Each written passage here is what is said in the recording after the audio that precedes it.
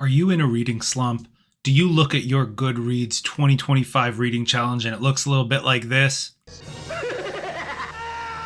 Well, if so, don't worry. I'm going to give you my top 3 ways that I like to get out of a reading slump. Now, everyone's a little bit of a different type of reader, but I think, with a combination of one or more of these, you should be able to get yourself back on track and back towards your goals. Now, the first tip and the biggest one, in my opinion, is to stop focusing on a numbered goal. What this means is when you look at your Goodreads or any other kind of reading challenge you have and you see that you're maybe way behind in your books, don't look at it like, oh, that's it, I'm a failure if I can't reach that, and I don't think I'm going to by the end of the year, so I'm not even going to try. Instead, what you should focus on is the goal of just making more time to read in general. Now, I personally use Goodreads, and I have nothing against setting an actual reading goal. And I've actually been using it for 4 years now, and all 4 years I have not met my reading goal at all. I like to have a really high kind of aspirational goal to shoot for.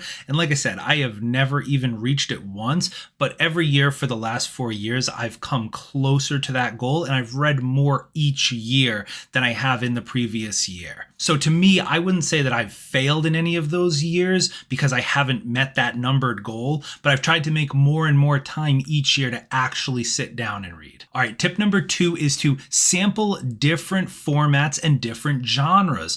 What that means, basically, maybe you've never thought you were an audiobook person, but maybe you just haven't heard the right performance on audiobook. Or maybe you're really big into fantasy and sci-fi. You never really gave horror a shot. So maybe you want to switch things up a little bit. The goal here is to not waste time or get discouraged from reading something you really are not vibing with. I honestly don't care how famous the book is. I don't care who recommended it to you.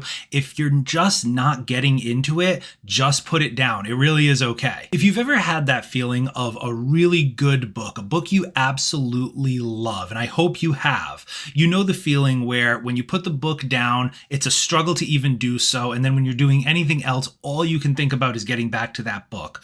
The point of this tip is to sample a bunch of different stuff to try to chase and hopefully find that feeling again. Once you find yourself finding a book that you actually are excited and cannot wait to get back to, you will find yourself creating more time to read. All right, and then last tip I have, and this is a little bit of an alley-oop back to tip number 2, but if you're having trouble getting that going for you, my tip would be reread a book that you know you love. The goal here, again, comes back to just getting yourself to sit down and actually read. Now, I know you might be thinking, how am I going to actually read more if you're telling me to go back and read a book I've already read? Honestly, you don't even have to finish the book. Literally just sit down and get started. The point, again, is to motivate you and get you in that reading mood. Whether you read the entire book or you read even just a chapter or 2, I find this can be helpful to just get yourself back in the mindset of wanting to read more, wanting to find more books, and get you back on track. Anyway, those are my tips. Let me know if you have any other tips or if any of these have been helpful to you. Be sure to like and subscribe for more tips and book reviews. That's it for me, guys, and I'll see you in the next one.